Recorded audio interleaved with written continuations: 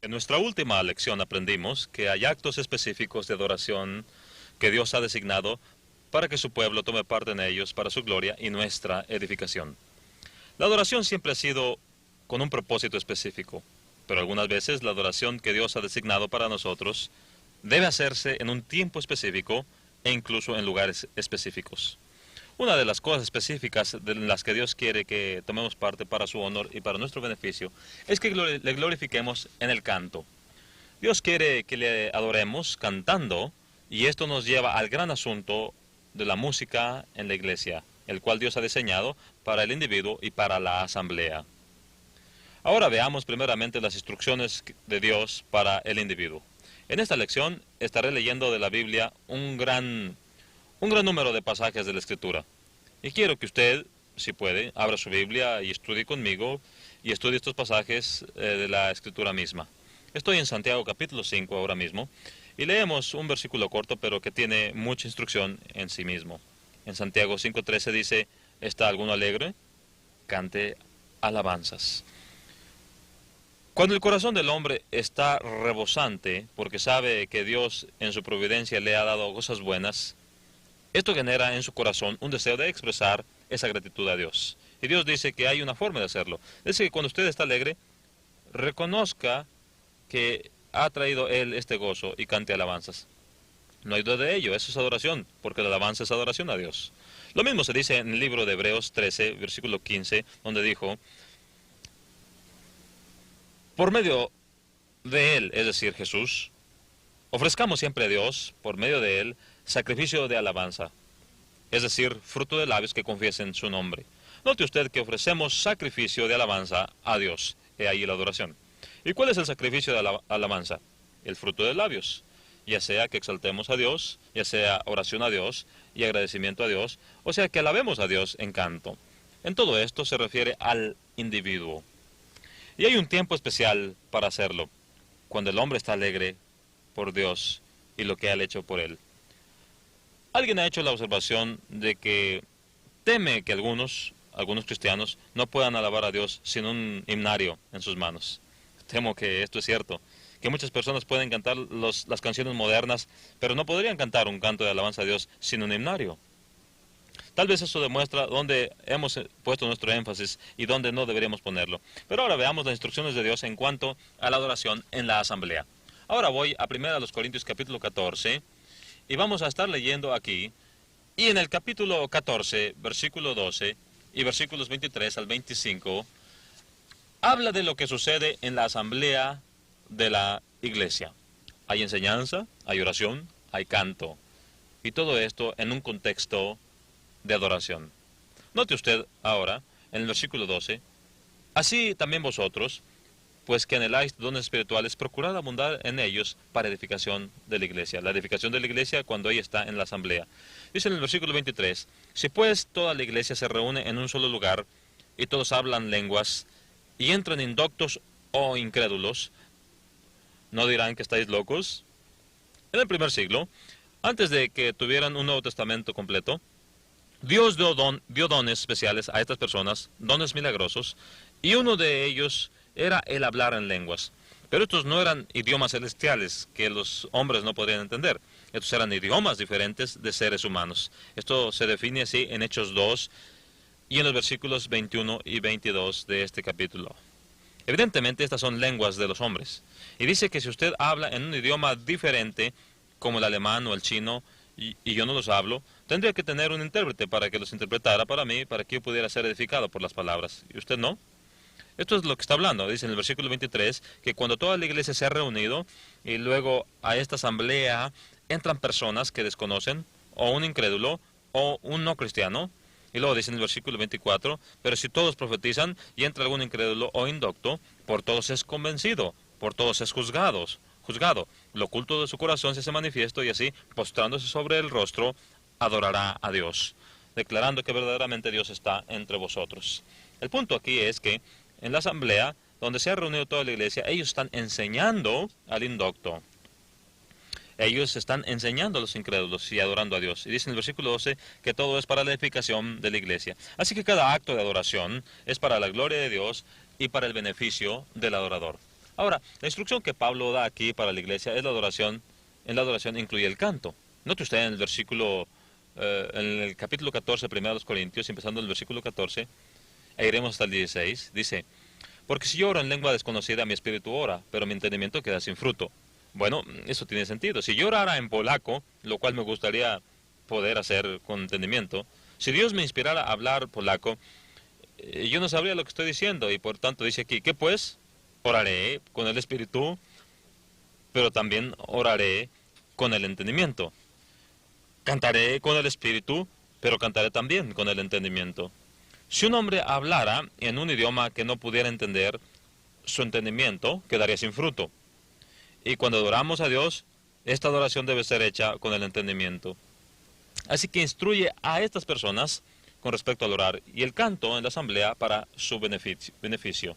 Y así dice en el versículo 16, porque si bendices solo con el espíritu, el que ocupa lugar de simple oyente, ¿cómo dirá amén a tu acción de gracias? Pues no sabe lo que has dicho. Tiene sentido entonces que si algún hombre hablara en un idioma que nadie entiende, no los edificaría. Él entonces debería orar aquello en lo que pudiera interpretar su palabra, o que otro intérprete estuviera presente para interpretar la palabra y la gente pudiera entender y ser edificada. Así que todo lo hecho en la asamblea de adoración era para la edificación del pueblo de Dios, y dice en 1 Corintios capítulo 14 versículo 26, ¿qué hay pues, hermanos, cuando os reunís? Note usted que toda la iglesia se reúne. Dice, cada uno de vosotros tiene salmo. Hay salmo. Un salmo puede ser leído o cantado de ambas maneras, no importa. Mitad enseñanza, mitad revelación, mitad lengua, mitad interpretación. Hágase todo para edificación. Ahora bien, hoy no tenemos ya más estos dones milagrosos.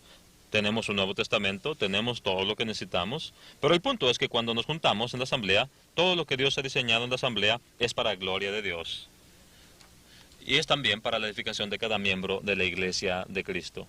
¿Y qué es lo que hay en el servicio de oración? Oración, enseñanza, adoración. Incluido en todo esto está también el canto. Así que el canto es una parte muy, muy importante de la adoración a Dios. Ahora abra su Nuevo Testamento junto conmigo en los libros de Efesios y Colosenses. Empecemos con Efesios capítulo 5. Leeremos de los versículos 17 al 19. En estos dos libros, Efesios y Colosenses, aprendemos casi todo el cómo, el por qué y el qué del canto. Y no solo como individuos, pero esto se referirá al canto en conjunto, y eso ciertamente comprenderá toda la asamblea de los santos. Leamos el versículo 17 del capítulo 5. Por tanto, no seáis insensatos, sino entendidos de cuál sea la voluntad del Señor. No os embriaguéis con vino, en lo cual hay disolución, antes bien sed llenos del Espíritu, hablando entre vosotros con salmos, con himnos y cánticos espirituales, cantando y alabando al Señor en vuestros corazones. Note usted que ambas cosas que aprendemos en 1 Corintios están presentes aquí también. No solo cantan los unos a los otros, se edifican los unos a los otros, sino que cantan haciendo melodía en sus corazones al Señor.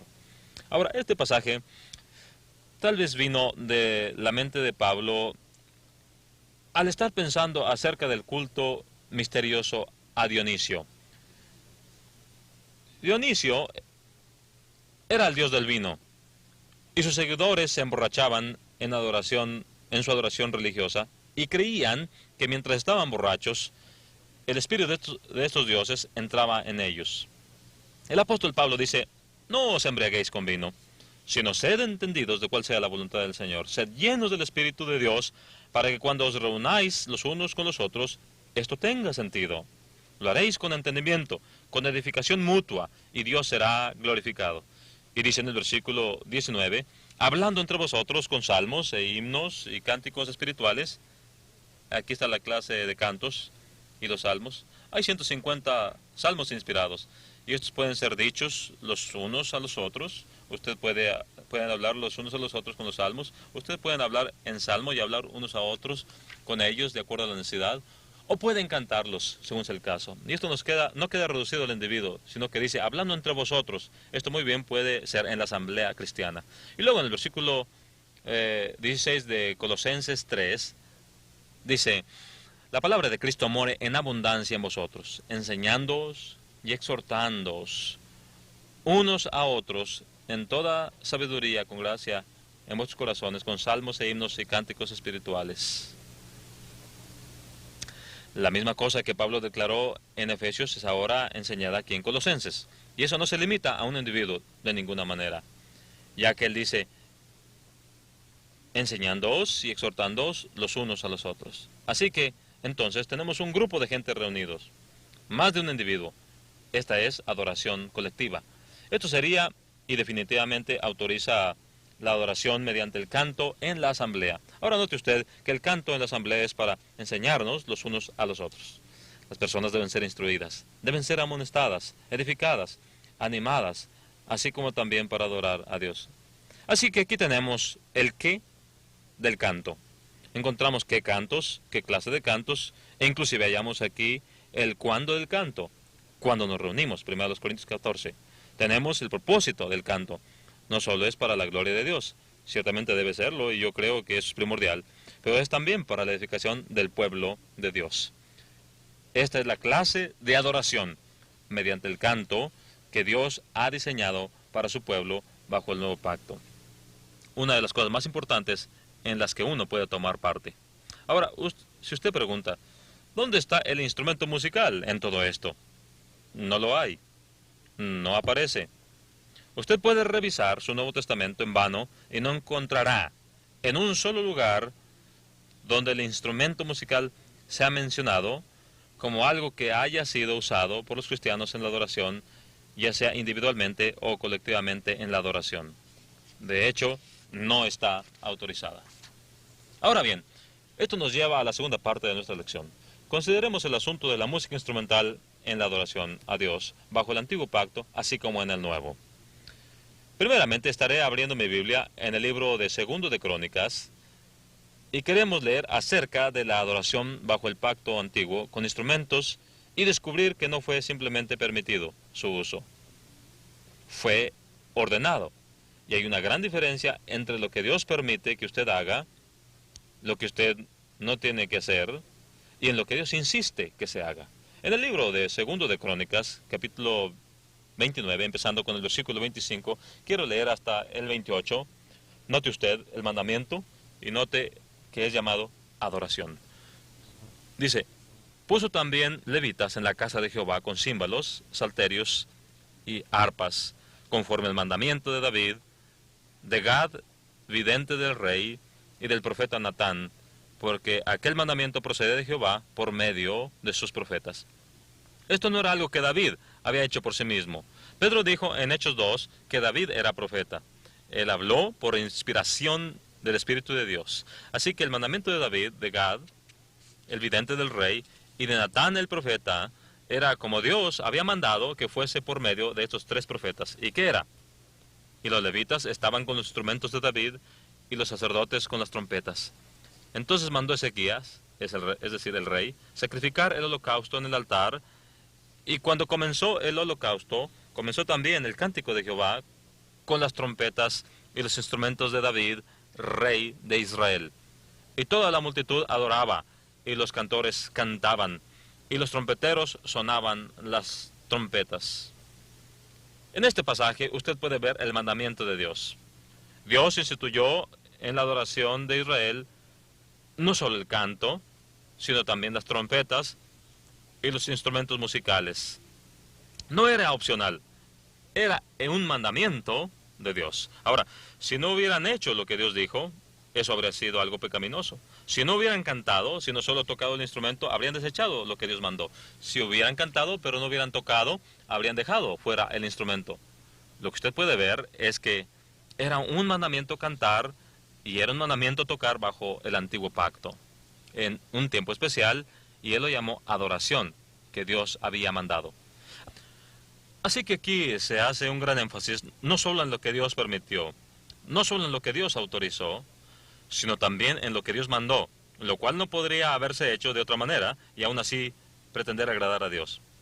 Como ya dije, bajo el Nuevo Testamento, los instrumentos musicales no son autorizados. Como dije, busque en su Nuevo Testamento. No encontrará usted un solo lugar en que haya sido usado en la adoración de la iglesia, ni en la de un individuo. Y si alguien dijera, pero la Biblia no dice que no se usen, eso sería inadecuado. Como usted ve, tenemos la cena del Señor, y el Señor nos ha mandado comer la cena. Ya hemos estudiado eso, y sabemos que debemos comer la cena del Señor con los elementos del pan sin levadura, que es la comunión del cuerpo de Cristo, y el fruto de la vid, que es la comunión de su sangre derramada por nuestros pecados. Ahora bien, sabemos bien qué tenemos que hacer. No dice, no uséis leche en la cena del Señor, no dice, no uséis café o agua en la cena del Señor. Él no tiene que prohibírnoslo. Él nos ha dicho lo que tenemos que hacer. Y resulta claro que no tenemos que decir, bueno, Él nos dijo que no usáramos café en la mesa del Señor o en la cena del Señor. Así que usémoslo. Eso sería añadir e ir más allá de lo que es autorizado. Y si alguien dice, pero David utilizó los instrumentos y él era un hombre de acuerdo al corazón de Dios. Sí, pero eso fue bajo el antiguo pacto. Mantenga sus pactos bien alineados. Recuerde eso. Recuerde que David tenía más de una esposa. Creo que tenía 8. Y David ofreció sacrificios de animales a Dios. Podemos decir que porque David usó los instrumentos musicales y Dios los aceptó, nosotros podemos ofrecer sacrificios de animales y tener más de una esposa y Dios lo aceptará. No. Lo que tenemos que recordar es el gran principio de la autoridad de los pactos. Y eso nos lleva a la última cosa que queremos enfatizar. Y esa es el gran principio de la autoridad en la adoración. Ahora, conserve en su mente que todos los asuntos del cristianismo deben estar autorizados por el Señor. En Colosenses, capítulo 3, versículo 17, el escritor hace bien claro esto y dice, todo lo que hacéis, sea de palabra o de hecho. Eso cubre bien toda la gama, ¿cierto? Haced todo en el nombre del Señor. Todo lo que hagamos en la adoración, todo lo que hagamos en la vida, el cristiano tiene que hacerlo por la autoridad de Cristo y en el nombre de Cristo. Pero algunas veces la gente dice, vamos a hacer esto en el nombre del Señor, pero no tienen autorización del Señor para hacerlo. Simplemente están usando las palabras para justificar lo que ellos quieren hacer. Pero hacer algo en el nombre de Cristo es hacerlo por su autorización. Y en este siglo tenemos que sujetarnos a la autorización y no tenemos autorización fuera de su palabra. Así que recuerde que en el cristianismo, así como fue también bajo el antiguo pacto de Moisés y como ha sido desde el principio, todo lo que hagamos para Dios debe estar autorizado. En segundo lugar, Cristo desea cosas específicas. Quiere que ciertas cosas específicas sean observadas y quiere que las observamos en tiempos y en lugares específicos, en formas específicas. Eso queda perfectamente claro. Y Él envió a sus apóstoles para asegurar que sus mandamientos fueran observados de la manera que Él quiere. En el libro de Mateo, capítulo 28, versículos 18 al 20, Él dijo, toda autoridad me es dada en el cielo y en la tierra. Toda autoridad, el derecho de mandar. Dijo, por tanto, id. ¿Por qué? Porque tengo toda autoridad. Y haced discípulos en todas las naciones, bautizándolos en el nombre del Padre, y del Hijo, y del Espíritu Santo. Escuche usted bien. Enseñándoles que guarden todas las cosas que os he mandado. ¿No le recuerda a usted esto, la adoración del apóstol, cuando en Colosenses 3 dijo, lo que hagáis, sea de palabra o de hecho, hacedlo todo en el nombre del Señor? ¿No es eso lo que el Señor Jesús acaba de decir? Enseñándoles que guarden todas las cosas que os he mandado. Así que Cristo quiere algunas cosas, y de hecho las quiere, cosas especiales, que sean observadas. Y envió a los apóstoles para asegurar que fuesen hechas. En el libro de Hechos, capítulo 2, hemos estudiado el establecimiento de la iglesia, cómo predicaron los apóstoles, cómo los hombres oyeron y se arrepintieron del pecado por fe en Jesús y fueron bautizados para el perdón. He ahí otra afirmación que demuestra cómo los apóstoles enseñaron a la gente a observar ciertas cosas especiales. En Hechos 2:42 dice, y perseveraban en la doctrina de los apóstoles, en la comunión unos con otros, en el partimiento del pan y en las oraciones. Y esto es obviamente en un contexto de adoración. ¿Y qué es lo que hacían? Jesús dijo, id y haced discípulos a todas las naciones, enseñándoles que guarden todas las cosas que os he mandado. Pedro lo hizo en el Pentecostés y la iglesia fue establecida. Habiendo observado ciertas cosas para ser salvos y para ser miembros de la iglesia, dice que perseveraban en la doctrina de los apóstoles, en las oraciones, en la observancia de comer la cena del Señor. Ese es el mandamiento del pan. El apóstol Pablo más tarde escribió a los corintios, después de establecer la iglesia, y les recordó que debían apegarse a ciertas formas de la doctrina de Cristo. Y envió a ellos el predicador Timoteo, y en primera a los Corintios 4:17 dijo, por eso mismo os he enviado a Timoteo, que es mi hijo y amado y fiel en el Señor, el cual os recordará mi proceder en Cristo. Ahora el proceder o caminar de Pablo era el caminar o proceder de Cristo, inspirado por el Espíritu, como usted sabe. Dijo, de la manera en que enseño en todas partes, en todas las iglesias. Ahora, ¿qué fue lo que dijo Jesús? Dijo, id, predicad a todas las naciones, enseñándoos a guardar todas las cosas que os he mandado. Y aquí Pablo, de igual forma en que Pedro lo hizo en el Pentecostés, lo dice. Y todos los apóstoles también lo dijeron. Y él dijo, mi proceder es el proceder de Cristo, y ustedes deben retener este proceder. Esa es la causa por la que en 2 Tesalonicenses 2:15 escribió a la iglesia y dijo, así que, hermanos míos, estad firmes y retened la doctrina que habéis aprendido. Es decir, de los apóstoles, sea por palabra, verbal, o por carta, de manera escrita. Recuerde usted entonces esto. Debían retener la tradición. Ahora, la palabra tradición es una palabra muy bella. Significa la cosa o aquello que es entregado. El Señor nos advierte en Mateo 15, nos advierte contra las tradiciones de los hombres, que anulan los mandamientos de Dios. Estas son las tradiciones de Dios que nos llegan a través de los apóstoles, según Tesalonicenses 2:15. Y debemos retener las tradiciones apostólicas, conservarlas. Hay ciertas cosas que Cristo quiere que se observen y envía a los apóstoles para asegurarse de que las retendríamos. Estas cosas son exactamente como Él las quiere. Así que en 1 Corintios capítulo 14, Pablo dice a la iglesia corintia, en el versículo 37, si alguno se cree profeta o espiritual, reconozca que lo que os escribo es mandamiento del Señor. Ahora, ¿ve usted esto? Jesús quiere que ciertas cosas sean observadas y Pablo insistió en que se observaran estas cosas hasta el punto de observar las epístolas que él escribió. Así que en 1 Corintios capítulo 4, versículo 6 dice, pero esto, hermanos, lo he presentado como ejemplo en mí y en Apolos por amor de vosotros, para que nosotros aprendáis a no ir más allá de lo que está escrito. Nosotros no debemos ir más allá de lo que está escrito en las Escrituras. Tenemos lo suficiente. Ahora el Señor dice que quiere que cantemos. ¿Puede usted cantar sin tocar? Sí. ¿Puede usted tocar un instrumento sin cantar? Definitivamente. En el Antiguo Pacto se les dijo que debían cantar y debían tocar. En el Nuevo Testamento se nos dice que cantemos, no se nos dice que toquemos. No encontramos ejemplo de que ellos tocaran instrumentos. Ahora, ¿podríamos hacer todo lo que el Nuevo Testamento nos dice que hagamos sin usar el instrumento musical? Definitivamente sí. Y no creo que alguien esté en desacuerdo con esto. Podemos satisfacer todo lo que Dios nos ha dado para su honor y para nuestra edificación sin hacer uso del instrumento musical. Y la historia nos dirá que fue añadido muchos, muchos años después. Lo que estamos aprendiendo, entonces, es que Dios ha dicho que no vayamos más allá de lo que está escrito. Y en 2 de Juan 9 dice, cualquiera que se extravíe y no persevera en la doctrina de Cristo, no tiene a Dios. Ahora, la doctrina de Cristo no es la doctrina acerca de la naturaleza divina de Jesús. Es la doctrina que es enseñada, lo que ha de enseñarse, como en Mateo 16 y versículo 12, Jesús advierte a sus discípulos contra la doctrina de los fariseos y los saduceos. No la enseñanza acerca de ellos, sino lo que ellos enseñaban a la gente a observar.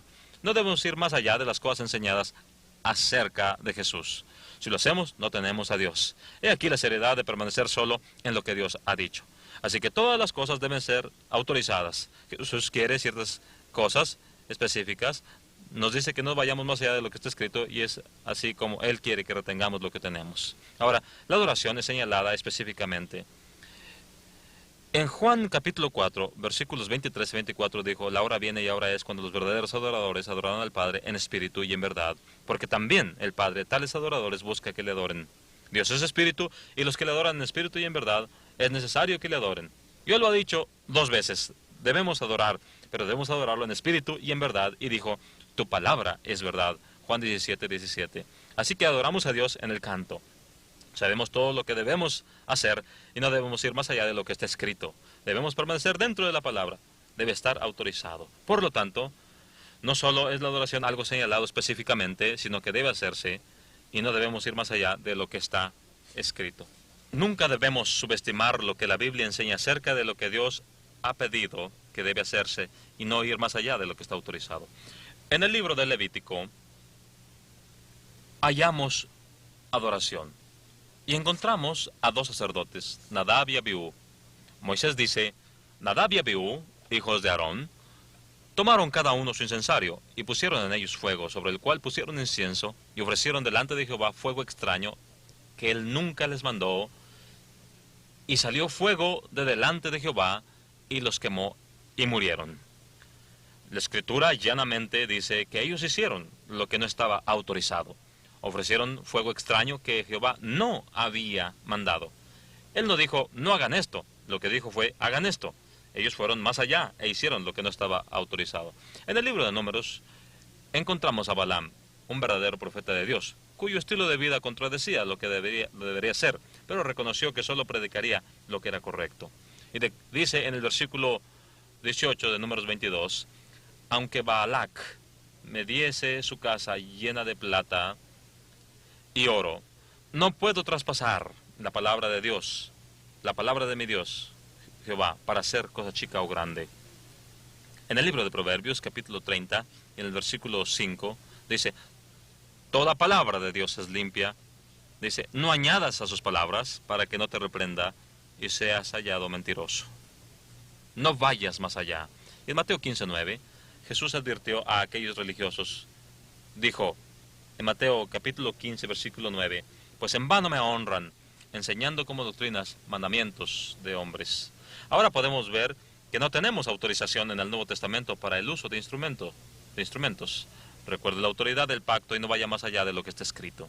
En el libro de Colosenses, habla acerca de que cuando nos bautizamos, después de ello, morimos con Cristo y a los rudimentos del mundo. Y dijo, ¿por qué como si viviese en el mundo os sujetáis a preceptos? Dijo, tales cosas tienen, la verdad, cierta reputación de sabiduría en culto voluntario. No son sabias, solamente aparentan serlo.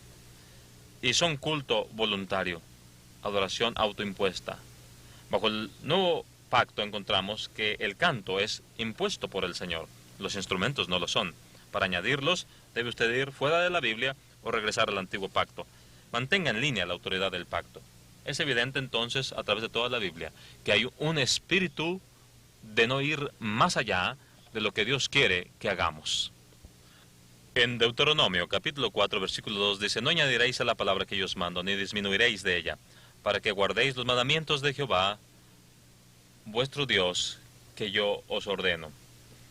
Y la Biblia termina en el libro de Apocalipsis, capítulo 22, versículos 18 y 19, declarando el mismo principio. Él dice, si alguno añadiere a estas cosas, Dios traerá sobre él las plagas que están escritas en este libro. Y si alguno quitare de las palabras del libro de esta profecía, Dios quitará su parte del libro de la vida y de la santa ciudad y de las cosas que están escritas en este libro. Desde el Antiguo Testamento hasta el Nuevo hay un énfasis, una enseñanza que más clara no puede ser.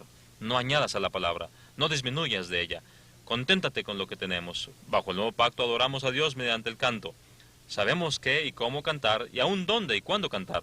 Sabemos el propósito del canto y podemos hacerlo todo sin el instrumento musical. Glorifiquemos a Dios por saber que podemos alabarle y dar unidad a todo el cuerpo de Cristo en todo el mundo. Mi barco va manejado por el piloto Jesús. Aunque me abrumen las olas, no apagarán la luz. Tengo fijado mi rumbo y cuando llegue allí, luces habrá en el puerto a recibirme a mí. Luces brillando en el cielo me alumbrarán.